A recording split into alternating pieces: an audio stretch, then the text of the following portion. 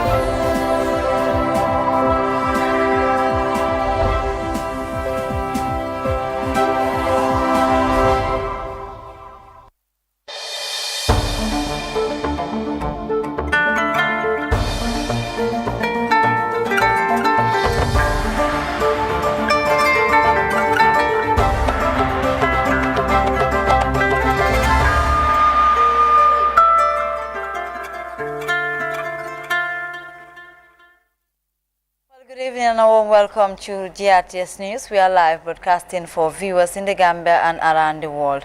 On the top of the news this hour, Vice President Dr. Aissatou Touré received senior players of the National Scorpions team at the State House in Banjul.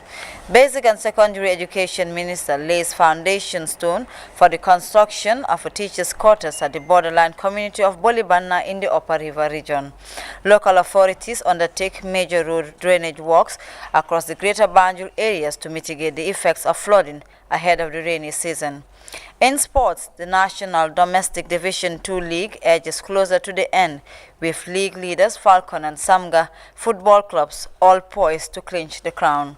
An Ethiopian government withdraws its army from the mosque of Tigray, saying TFL is no longer a threat to their sovereignty. Plus, Uganda begins registration of the 16 identified vulnerable groups identified to receive $30 as COVID-19 relief support. Well, this and much more coming ahead in this edition of the news. Thanks for staying with us.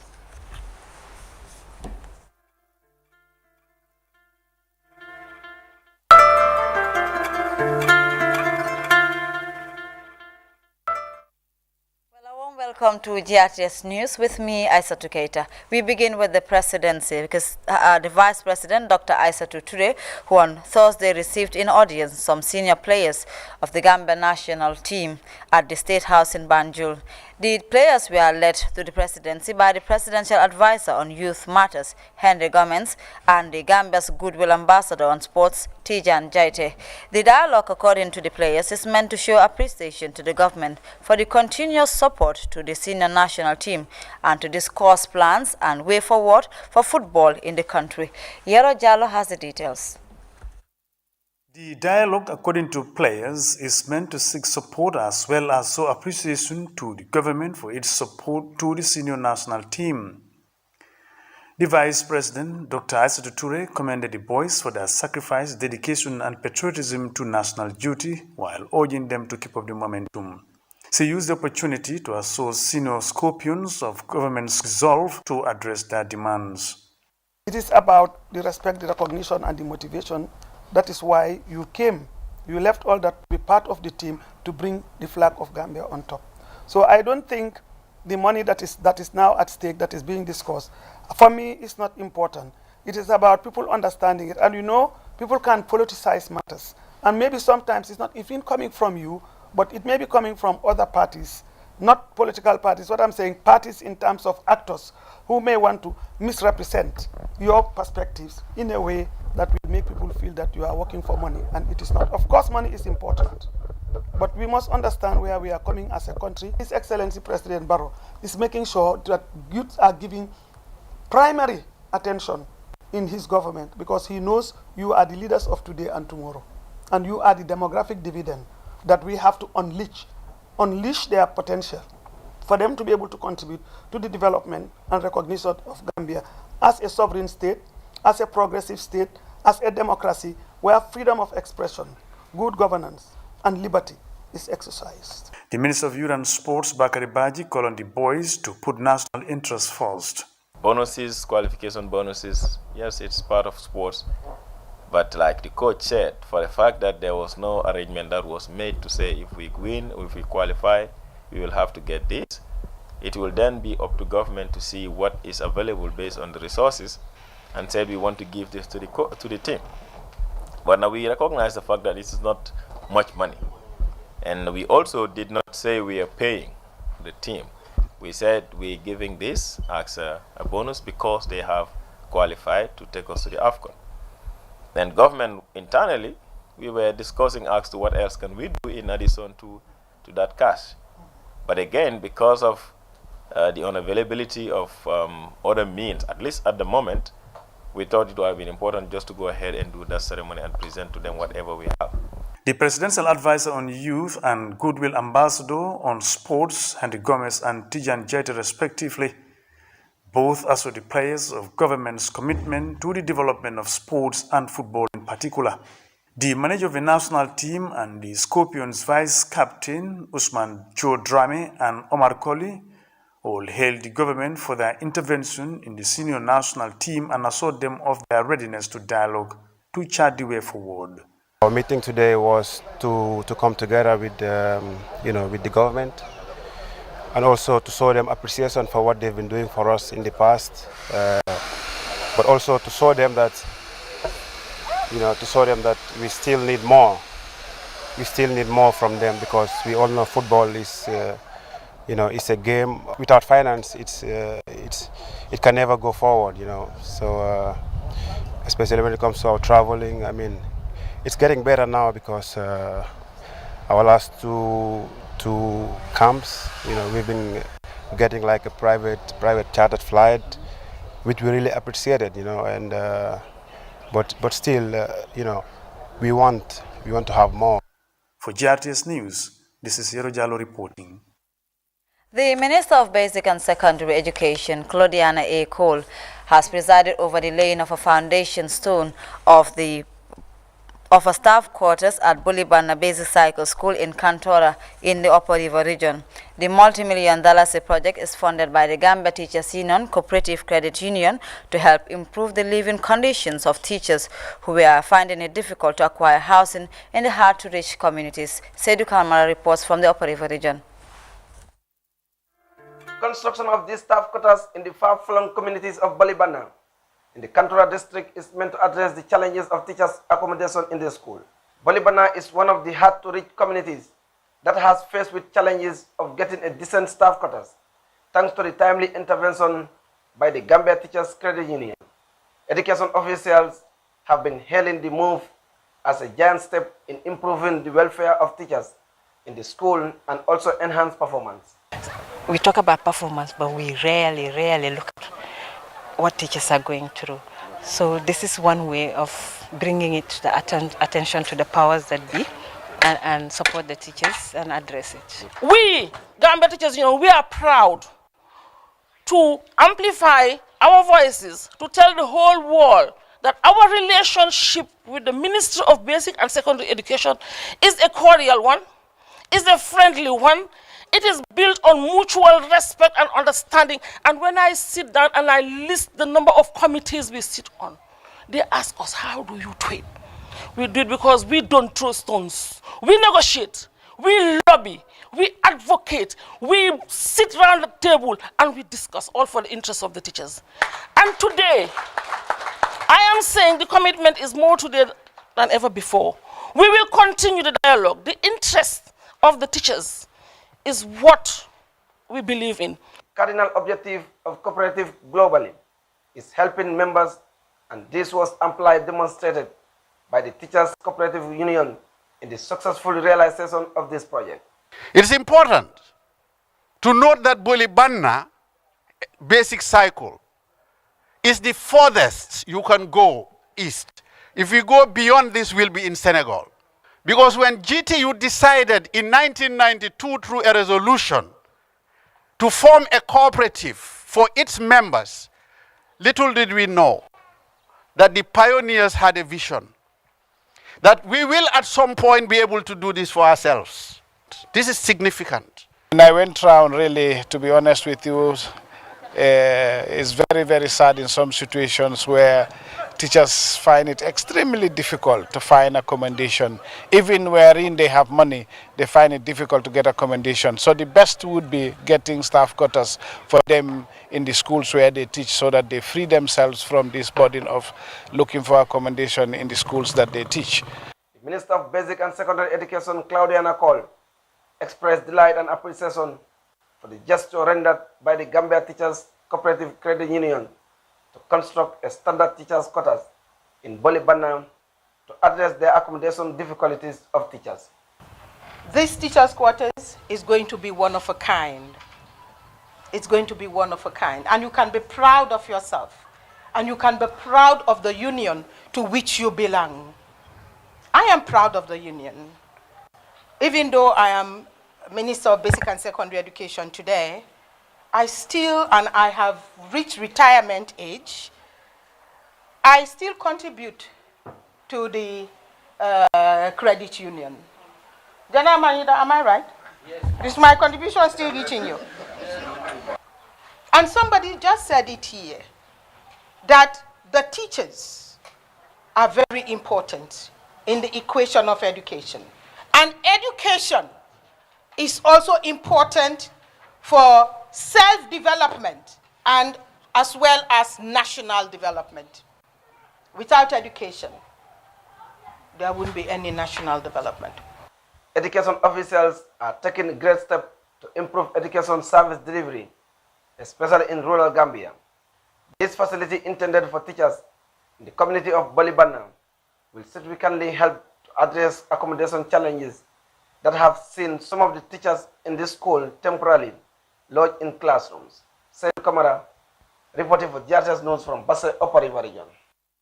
The National Council for Civic Education, with funding support from UNFPA under the Peace Building Fund, has on Wednesday organized a national interface dialogue between the security forces, youth and relevant stakeholders on the theme, building cordial relations among stakeholders to preserve national security in the 2021 presidential elections. Here is more.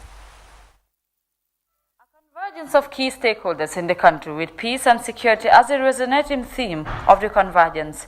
It is one such under the auspices of the National Council for Civic Education with support from UNFPA, with special focus on building cordial relations among stakeholders to preserve national security in the 2021 presidential elections and beyond. An informed citizenry is a crucial component of a healthy and resilient democracy, driven by a conviction that every citizen has a role to play in the maintenance of peace and promoting the country's democratic credentials.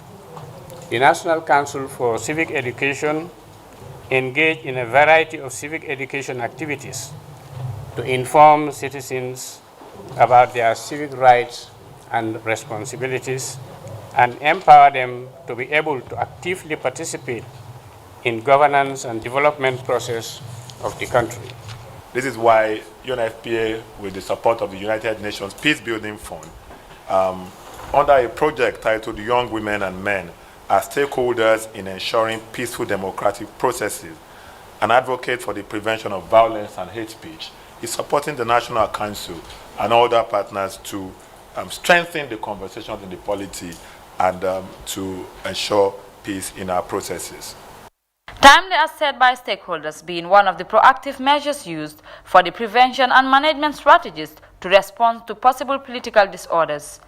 The IEC shall always encourage dialogue and consultation among stakeholders, as it has always been doing at all times.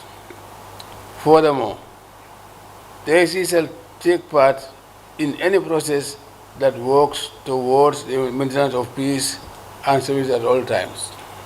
With this thematic area for our engagement today, I have strong conviction that the dialogue will go a long way in offering us a unique opportunity to review existing frameworks to formulate more effective mechanisms and measures to preventing and managing political processes to better avert all election-related violence. Efforts like such couldn't go without the involvement of the youth folk, whose representative Hamad Home understands by young people in maintaining peace, whilst Honorable Halifa Saleh of the Inter-Party Committee stressed on the significant role being played by the party in that drive. It is a one-off setting, but certainly not the first such gathering as elections nears. Expectations are that discussions and recommendations that will emanate at the end of the gathering will augur well for the greater good of the country during elections and beyond. For GRTS News, this is Aissatou Keita. While 148 calls have been frequent these days, well, if you have been wondering why, you need not to worry at all, because the calls are not from scammers, but a move toward schemes of potential criminals. The Public Utility Regulatory Authority is working on this initiative, and joining us to discuss this development is Binta Sane of Pura. Welcome to the news. Thank you very much, Aissatou, for having me. To begin with, why is Pura using the 148 number to call people as experienced these days? Thank you for the question. 148 is actually the toll-free number that is used at Pura. It's a toll-free number that consumers can call and lodge their complaints. We're using the 148 number to call people. If you would remember, some 2-3 weeks back, service providers were sending SMS texts to consumers, sensitizing them about the scammers that are here and how they should protect themselves. But we realized that not everybody understood the text, because not everybody could understand English. And as the Public Utilities Regulator is here for the entire consumer body and not just people who could understand English, we decided to use the 148 to call people using the local dialects to sensitize them about what the scammers are doing and how they can protect themselves, because informed consumer is a protected consumer. So it seems like that's the actual message that Pura is trying to send across to the consumers. Yes. Okay, now there were reports of scamming incidences. Can you tell the public more about that? Yes, the scanning incidences were related to the Nopal credit scam. For the past months, Gambians have been getting a lot of calls from scammers informing them. They would call you under the guise that they're in a problem or they need help. Some of them would even go to a point of telling you, I'm sick or I'm stuck, please give your phone to your Nopal vendor. And if you give the phone to your Nopal vendor, what they would tell the Nopal vendor is that this person has the money, I've given him the money, please send me this amount of credit. They have done it to a lot of people. A lot of money has been sent. The highest we had was $90,000. Wow. Someone sent that amount of credit, and it was all a scam. After, when the Nopal vendor gives back the consumer the telephone, that is when they realize that it's a scam, because they don't have any money. They don't even know these people. It's just helping them. Gambians being sympathetic and nice. So we took our responsibility to come out and educate consumers and inform them about what is happening so that they can protect themselves. That is the main reason why we're doing the calls and the text and the SMS. Okay. So isn't there any way that you work with GSM operators in order to be able to know who are the people that are actually behind this? We are currently working with the GSM operators and getting to know who the people who are behind is, getting registration details.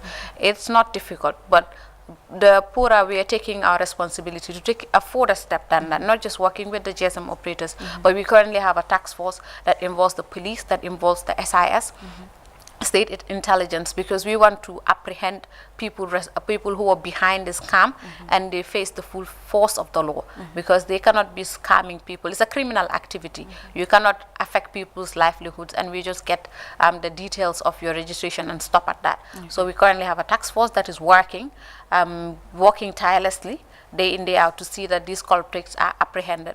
But we are also taking our responsibility and educating consumers to be aware, because if the more people are aware, the less the scammers will be able to affect people's lives and businesses. Okay, so it's like it doesn't only involve the GSM operators, but has gone beyond with the police, the police and other officials in the picture of all this. Yes, the investigation has now involved law enforcement, because Pura, we want to go further to ensure that these criminals are apprehended and they face the law. Okay, so finally, what more is Pura doing actually to address some of these issues that consumers face on a daily basis? What we are doing is going out there, educating consumers. We attend radio programs, we use our social media platforms, we send information advocacy programs, we have outreach programs that we're doing all the time, just to inform consumers.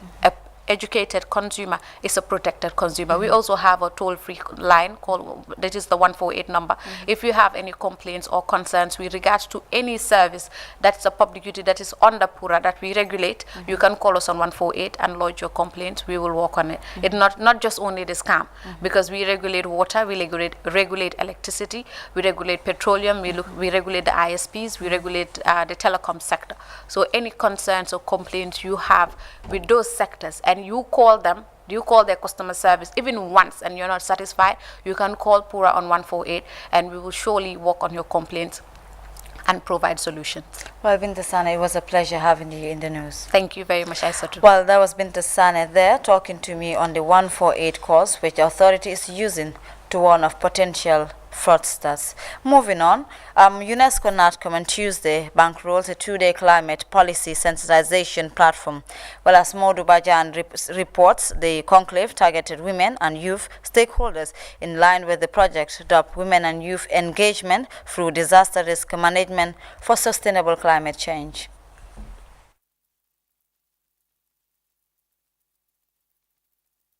This 2-day conclave seeks to sensitize women and youth on climate change policy. Representing the National Commission, this 2-day conclave seeks to sensitize women and youth on climate change policy.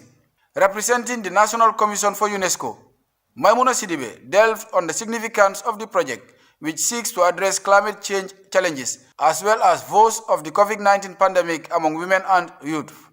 In addition to limited access, we have realized that low literacy ratios among women and youth continue to impede climate change awareness in this country and resilience here.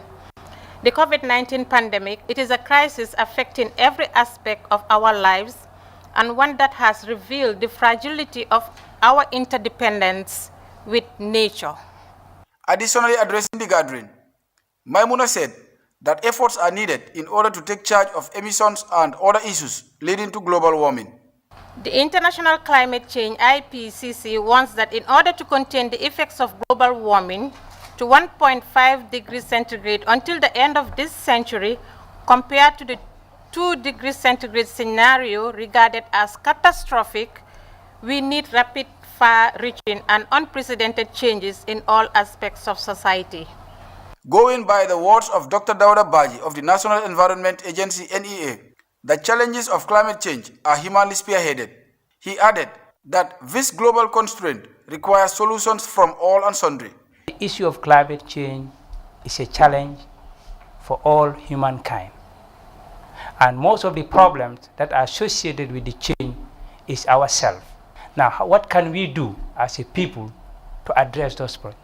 So you may recall, the issues of climate change affect key sectors in our development, such as health, agriculture, ecosystem services, which we all depend on, and other important aspects. It is therefore our responsibility to address some of these problems.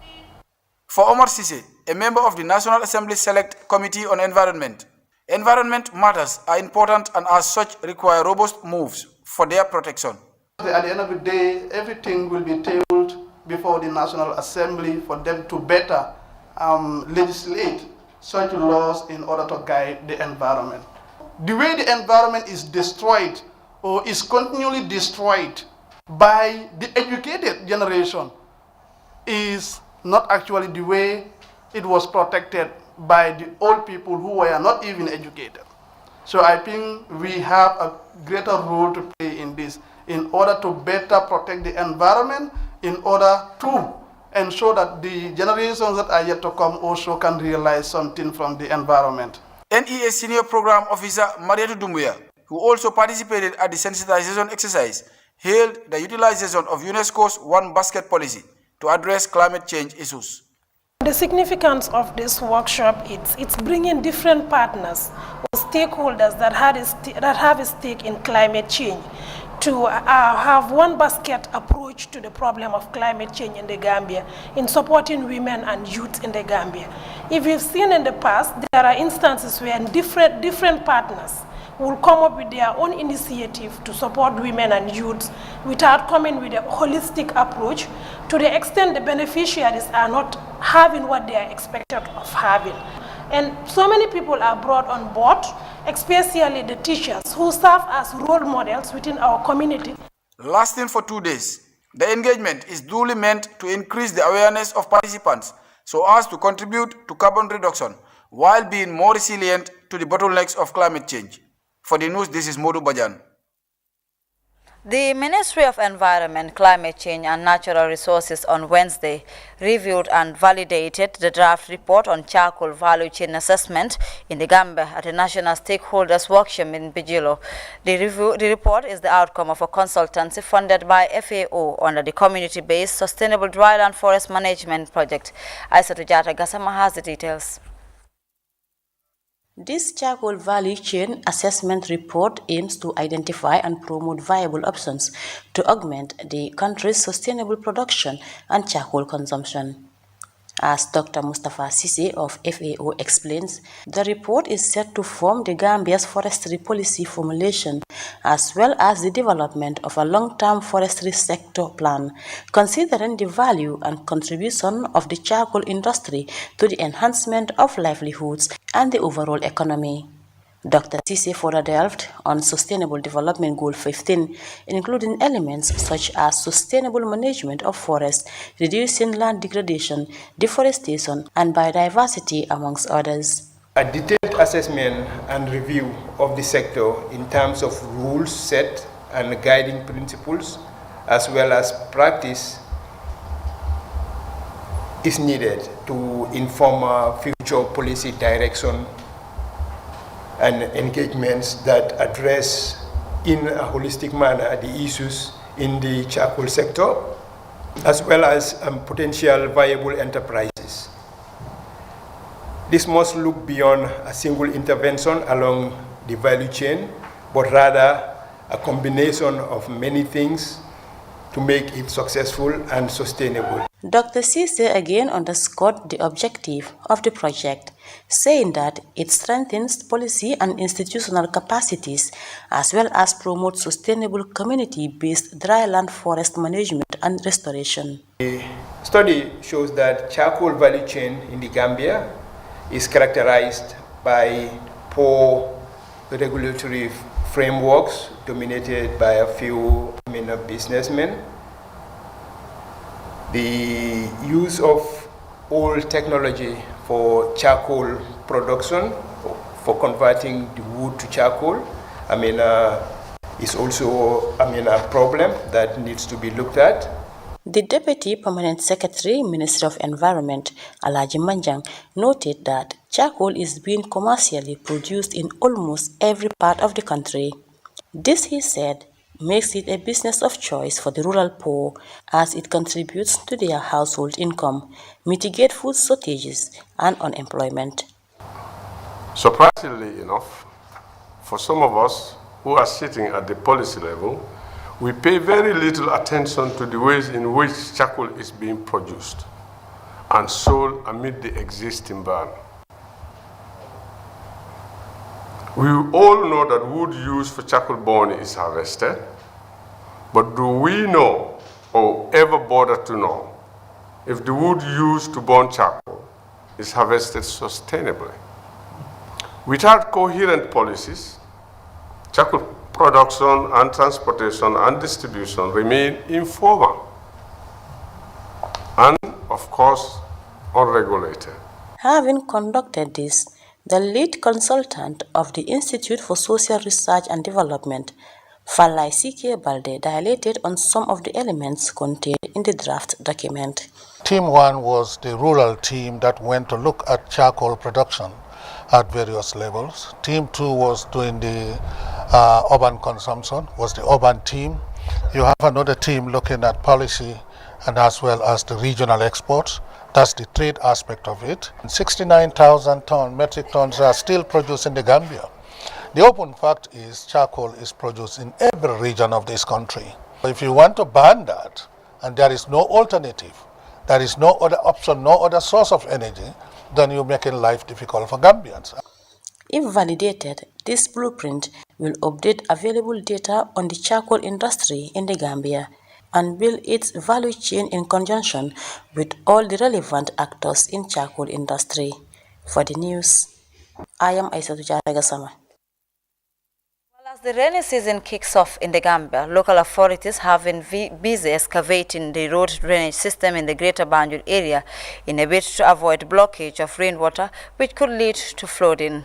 Ira Majalo examines the excavation works along the Kombosila Drive highway linking the busy Westfield roundabout to Brikama, the administrative town of the West Coast region.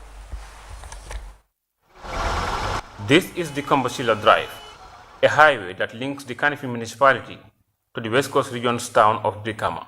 Currently, excavation of the drainage system on both sides of the road is underway thanks to the Kanifi Municipal Council in collaboration with the National Disaster Management Agency, NDMA.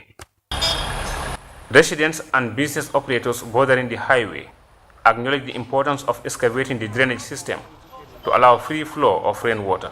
The important is when it rains, so that the rain can move, so that we will not be disturbed by the rainwater to enter our shops. So that is very important, and to cover it because of the bad scent it gives us here. Yeah, that is very important. When it rains, all the road is full of water, so sometimes water will come and enter our shop. You see these blocks we put there to save our shop. Mr. George Jata is the landlord of this compound at Ibo Town, near the highway. Aside from the advantages of the drainage system, Jata laments some challenges emanating from the system, which may cause flooding. During the rainy season, some rubbish inside also, when water flow up, it used to get inside the home. And when it is get inside the home, we used to have so many problems over there. Sometimes it get inside our houses. The National Disaster Management Agency is responsible for disaster mitigation and response in the country. Bubakar Fofana is a program officer at the NDMA. He observed the need for adequate and properly planned gutters to minimize chances of flooding. The drainage system in this country is far from enough. You have seen it. Some places do not even have it at all. There are places that have it, but they are already blocked, because of environmental littering. So, but our plan is that we want most of these urban settlements to have a proper drainage system, so that if it rains, the water will be able to flow and then go to its destination. Fofana said the NDMA is prepared for response to disasters across the country, while urging the public to desist from indiscriminate littering in the drainage system. We are well prepared. Prior to the rainy season, we have contacted some of our partners, for example, area councils. They have worked with our regional offices. They have identified areas that they believe are blocking waterways and then they made requests in relation to that, and we have also sent our heavy equipment to those areas. My appeal to the general public is that let us try to avoid littering in our environment, because if you look at our drainage system right now, you know, KMC and other stakeholders are currently, you know, challenged with resources to be able to clean up those drainage systems every year. Another concern is the impact of climate change, which causes rise in sea level, causing potential risk of disaster. The Gambia has entered its rainy season, which is usually accompanied by floods and windstorm disasters, affecting dozens of households across the country. Ibrahima Diallo, GRTS News. The Joint Task Force of the Operation Zero Crime Unit, in its effort to make the country a crime-free zone, has been updating the public on their major breakthroughs as well as challenges faced. The Public Relations Officer of the Gambia Police Force was giving updates to journalists while assuring the public that the security services will not relent in their effort to rid society of any criminal activity. Here's an excerpt. The review as we speak is from the 13th of June. The patrols have been conducted, and so far as our figures are concerned, we have got a total number of 69 people arrested. 69 people arrested, and out of these 69 people, 26 of them, their matters are immigration and documentation related matters, and so they have been handed over to the Gambia Immigration Department. And 20 of these people, their cases were related to drugs and drug-related matters, and those people too, their matters have been handed over to the Drug Law Enforcement Agency. And the remaining 23 people have been charged with various offenses ranging from going armed in public, also some traffic offenses as well, and also other criminal offenses. They've been charged with the different offenses. And as we speak also, a good number of them cases has also been already put before the courts, and their trial has started as well. If you look at the figures, like I always say, the last update that we've done, the arrest numbers have gone up to 104, but in this week we've seen a drastic reduction to 69 as the number of arrests. And this shows us that the Operation Zero Crime is on course and it is progressing very well. It shows also significantly that the arrest numbers are dropping, and that also means criminal activity is equally dropping. Of course, we would not say that incidents are not happening. Pockets of incidents are also happening, and we are taking them on board. But what's most important is for us to assure the public that the security services and personnel are definitely up to their task, and will ensure that crime is being curbed and dealt with everywhere within the country. Currently also, we want to understand that there are certain issues that came up during the course of the week as well, which are some form of highlights in the week. One of these issues was on the 26th, we've received reports about a girl being kidnapped and thrown at Madiana Forest, I think, Madiana Forest. And so the police have opened an investigation into this situation, and in fact, a WhatsApp audio have been circulating all around talking about this situation. The investigations are ongoing. Preliminary findings as we speak right now suggest that this information is something that is actually nothing to go by. What I mean by that is the fact that the person who has done this WhatsApp audio had been invited by the police for questioning, and we found out that in fact he has not got even an adequate interaction with this person in order for him to go out and spread such information. And the week under review. Well, that was the Public Relations Officer of the Gambia Police Force, and that takes us to a break. We'll be back with sports news right after. Do stay. Make your nights as bright as your days with Africell's new night bundle. Your night browsing experience has now been boosted by AfriMoney at the most affordable price. Enjoy the cheapest night bundle in the Gambia and feel the difference in comfort and speed. Activate the night bundle from your AfriMoney account and receive 1 GB of data for $50 only. Browse, stream, and talk all night long from 1 a.m. to 8 a.m. for only $50. Activate your AfriMoney account by dialing *777# and select Buy AfriCell Data to choose your night bundle valid for 24 hours. What more could you ask for? This bundle is only available through AfriMoney. Your AfriMoney account, your night browsing. Where AfriCell goes, nobody dares to follow.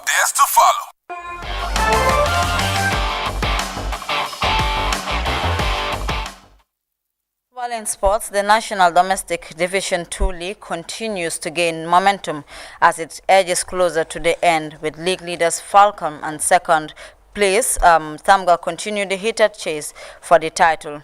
The fight for the third place and fourth place too is intense, with teams like Jam City, Team Rhino, Gunjur United and Steve Biko also fighting to be among those topping the list. While our reporter Famara Baji witnessed the week 25 encounter where PSV Wellingara recorded a 1-0 win over Team Rhino at the Independence Stadium in Bakau. With only 5 games to go, every game is like a final. No room for complacency, as some teams are fighting for the title, while others are fighting for survival. This encounter between Team Rhino in red and PSV Wellingara in black was tough from start to finish. A goal and 2 red cards were the highlights of the regulation time. Team Rhino were cut open at the back after just 4 minutes, and PSV's Bangali Chunkara could only hit wide from close range. From that moment, Rhino took command and exerted pressure on PSV, but in the process, they were only hitting at half chances. Instead, it was PSV who were making the more threatening moves as they came close on the 27th minute. In the news, a look at our top stories once again. Vice President Dr. Aissatou Touré has received senior players of the National Scorpions team at the State House in Banjul.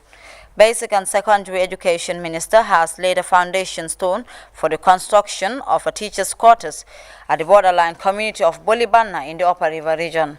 Local authorities have undertaken major road drainage works across the greater Banjul areas to mitigate the effects of flooding ahead of the rainy season.